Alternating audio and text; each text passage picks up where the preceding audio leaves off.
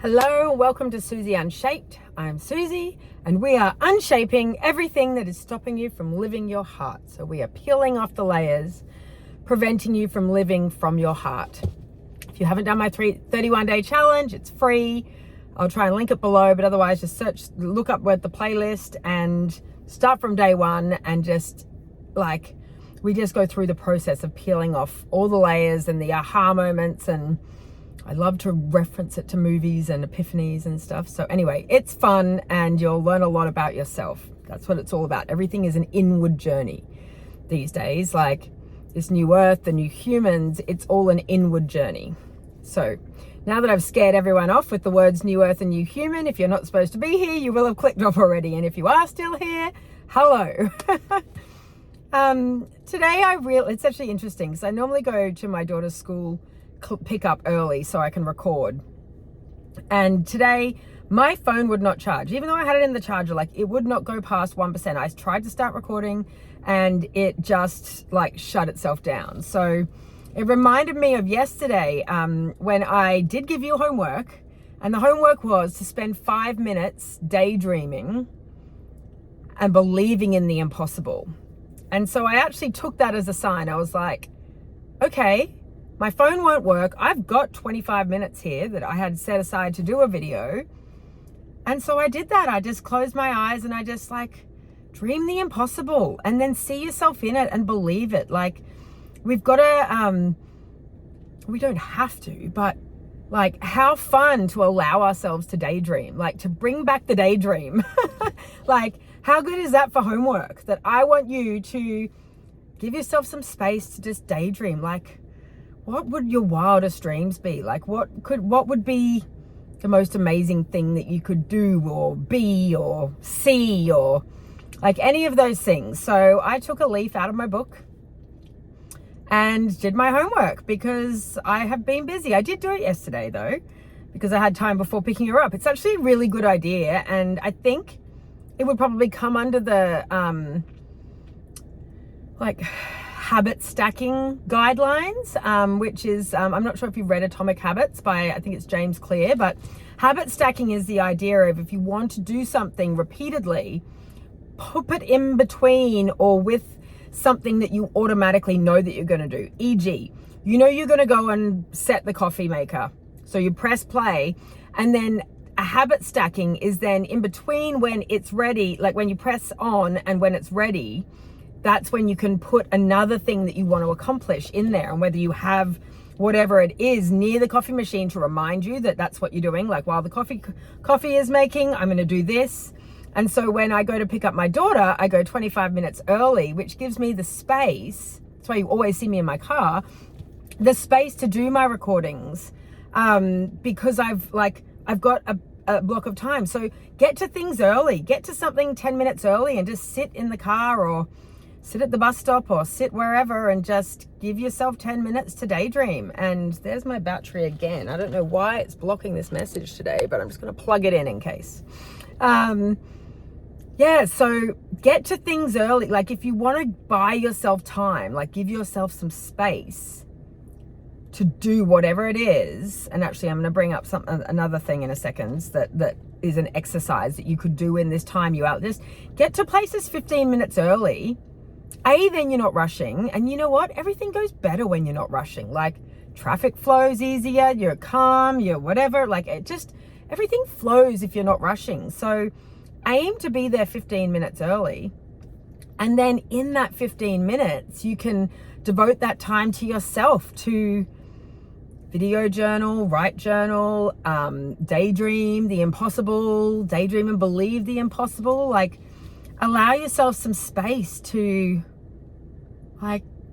dream. I think that's pretty good homework.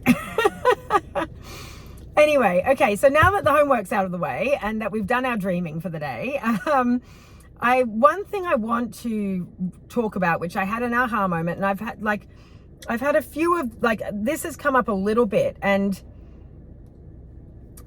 it's, what are you not verbalizing because you're afraid of it?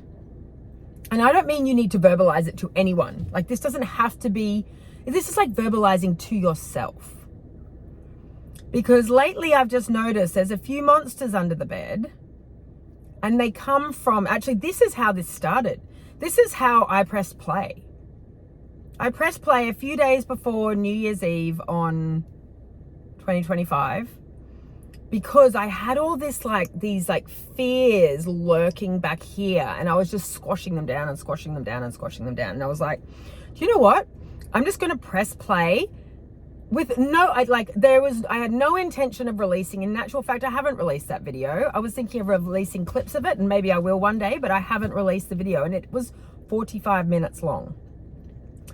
And maybe you're a journaler, maybe writing works for you. For me, it's speaking. So I was like, okay, I am going to press play, and I'm going to verbalize the good, the bad, and the ugly. And it was mostly the bad and the ugly. It was mostly the bad and the ugly that has sort of sitting back here. And I was nearly, I think would be safe to say, too scared to speak it out loud, because then it made it true. Then it was true. Whereas when it's lurking back here, it sort of wasn't true. But in actual fact, when it's back here or squashed down, it actually has a much more negative effect on you than when you speak it out. And I only learnt this through, I was like, I'm just pressing play. I'm going to speak my truth, all of it, especially the ugly, yucky bits that you don't want to admit to yourself. But by not admitting them to ourselves, we're lying to ourselves that we don't feel that way. And we got to feel the feels. And to feel the feels, we've got to admit we're in the feels instead of just squashing it down. And I just think this is so important because, well, what I found was once I spoke out the bad and the ugly, it lost its power by speaking it out. And I did this repeatedly, and I kept speaking it and kept speaking. And I even had a thing called the X Files, which were videos that have never been released. And they were the real nitty gritty, deep down, dirty, dark secrets that I had in me that I was speaking aloud. And as I said, you might be able to write this. I'm a speaker. Like you're either a speaker or a writer. You probably, if you aren't a writer and you know you hate journaling, you might be a speaker, because I hate journaling. But video journaling is a very different thing. So just press play and really speak out the biggest fears and doubts that you have about yourself. Because once you bring them out, the stuff that you're not allowing yourself, what are you being brave about? What are you putting on a strong face about? What are you not acknowledging? Because the parts that you're masking with a brave face, good on you. I'm sure we're all holding way more than we need to be. And I know everyone in this life has gone through it. Everyone has been through it. No matter what, how you were raised, good or bad, there's trauma associated with all of it. Because we're humans, and our parents and siblings and friends all have their own traumas. So everyone imprints on everyone. So we all have trauma, no matter where you've been.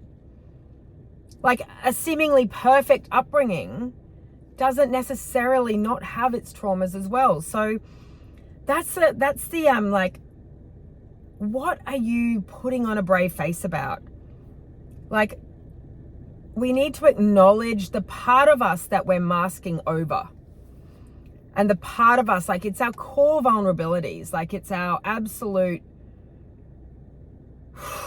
just breathe. It is our core vulnerabilities. And I know I was masking over the top of it, band-aiding over with trust and everything's going to work out. And yeah, it is. Everything is going to work out. And I love the saying, it will all work out in the end. Everything works out in the end. And if it hasn't worked out, it's not the end. And that's why if you haven't done the course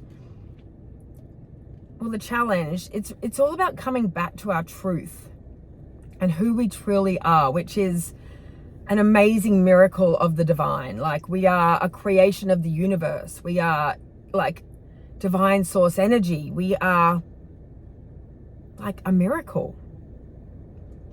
And through our human journey, we have forgotten that. And that's what, like, the veil of illusion, that's what the challenge is about. It's about like learning how to peek through, which is what I started in a very clunky way at the beginning. And then dissolving it completely by the end and knowing our truth. And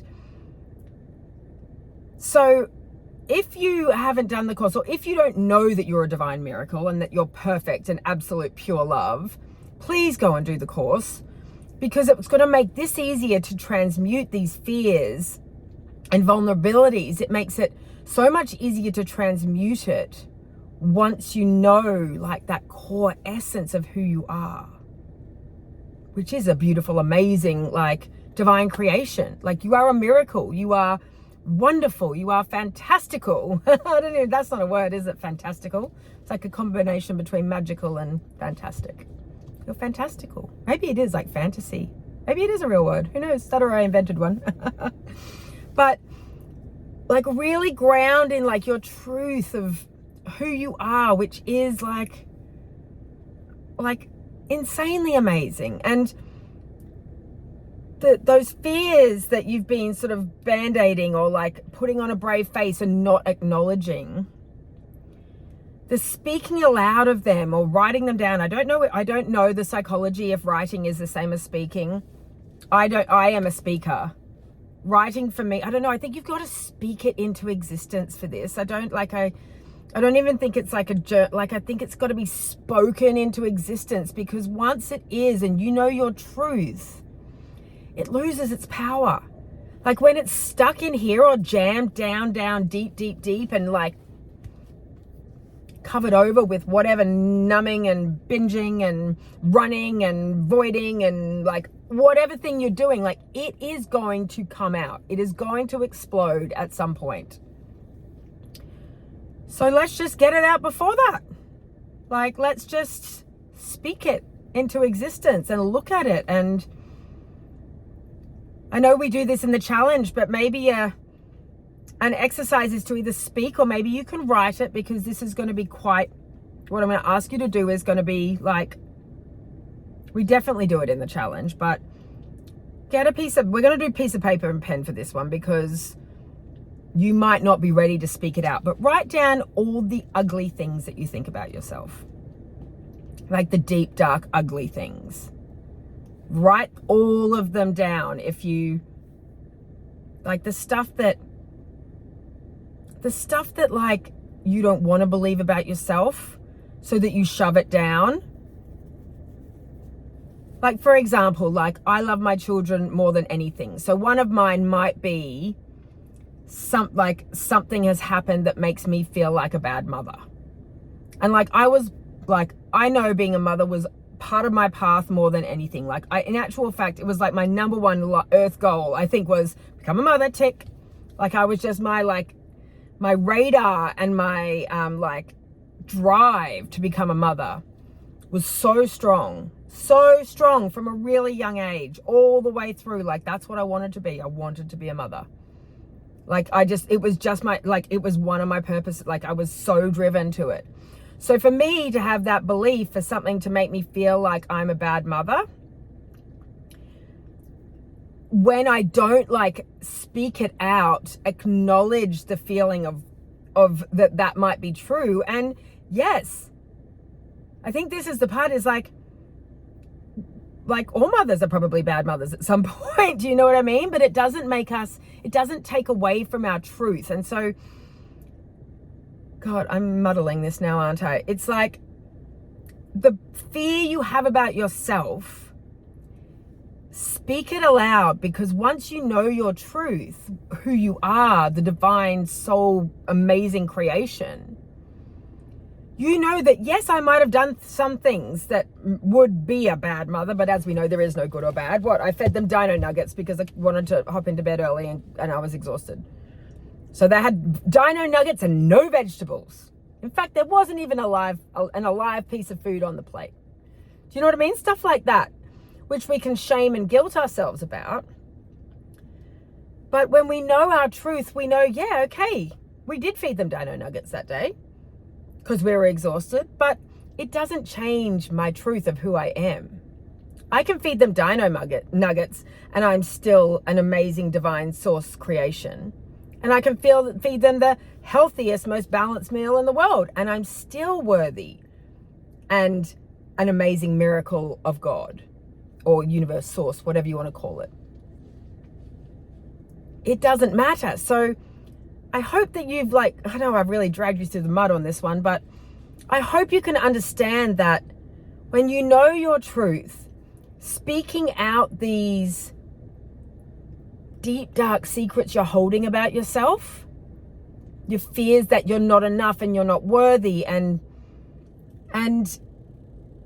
speak them into existence, because then when you know your truth, you know, yeah, okay, I might have done some stuff that, yes, I'm a bad mother. I'm also a good mother. I'm a horrible mother. I'm a great mother. We are all aspects of a mother. And which is a part of our human journey why we came here, to be all aspects of a mother. I've been an amazing mother. I've been a shitty mother. It doesn't change who I am though. And that is our truth. So I think the point I'm trying to make is, if you've been putting on a brave face, if you've been putting on a brave face, I want you to just look at what you're hiding behind the brave face. And I want you to speak it out, write it out. All the reasons why you need to have a brave face. And this doesn't have to be shared with anyone. This is just for you. This is only for you. But write out all those things. This is just for you to get them out of you, to verbalize them, to acknowledge them, and acknowledge those parts of you that you're trying to be brave about. And then remember who you are. And remember, we came to earth to be all things. All aspects of the coin, any situation can be looked at from any perspective. It's just our upbringing, societal beliefs, family beliefs, friendship beliefs that skew us in a way of what is good and what is bad. Everything can be viewed from a higher perspective in any way. There's equal good and bad for each situation. Breathe and breathe.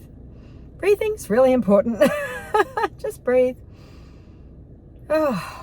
Just breathe. But I really wanted to bring that up. And as I said, if you're still listening, I love you. You're amazing, because I dragged you through the mud today to get where I was going.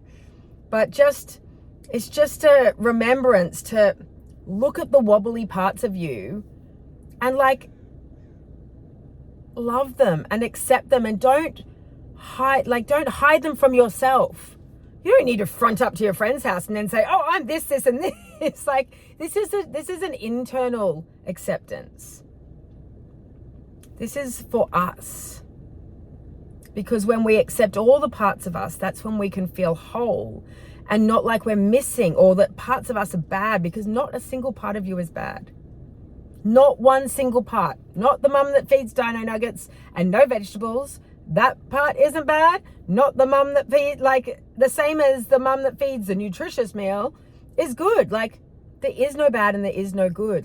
There is just pure love, pure truth, pure soul essence, divine creation. That's all there is. Actually, I'm just going to bring up one last funny thing. I can't remember who this. Oh, it was actually Ann Tucker, who channels the mother of creation. Anyway, she was saying apparently back in the 1100s or something, if you had forks, you eat with forks, you had forks, you were shunned from society, like a crazy person, that you would be eating with a fork and not your hands, that God gave you these hands. That was a belief system, that if you ate with a fork, that you were just mad. We have hands. Why aren't you eating with your hands? Why would you use a fork? or Ariel uses it as a, the dingle hopper as a comb. I love that movie, The Little Mermaid. The dingle hopper, she thought it was a brush, but I wonder if they were allowed brushes. Maybe not, you had to use your fingers too. But that's what I mean, like, where we get these belief systems of good and bad, and like a fork being like crazy and like shunned from society for using a fork. Like, we can't trust these belief systems of society. Do you know what I mean? Like, that's crazy. And we all use forks. It's not like we're not being kicked out of the club for using a fork. Anyway, I just sort of want to use that example because it was so like to highlight how silly society can be. And like, dino nuggets to a child in Africa would be a delicacy and like amazing. I got like protein and fats and carbohydrates all in one. Like, it's just perspective. Anyway, I'm going to stop talking about dino nuggets, and I love you. I want you to love you and see yourself through like the eyes of who you are, which is beautiful and divine and gorgeous and a miracle. And you haven't done anything wrong, and there's nothing wrong with you, and nothing you can do can detract from the fact of how amazing that you are. Like, nothing. You are amazing and you are a miracle. And I want you to see yourself through that lens. Okay, love you. Goodbye.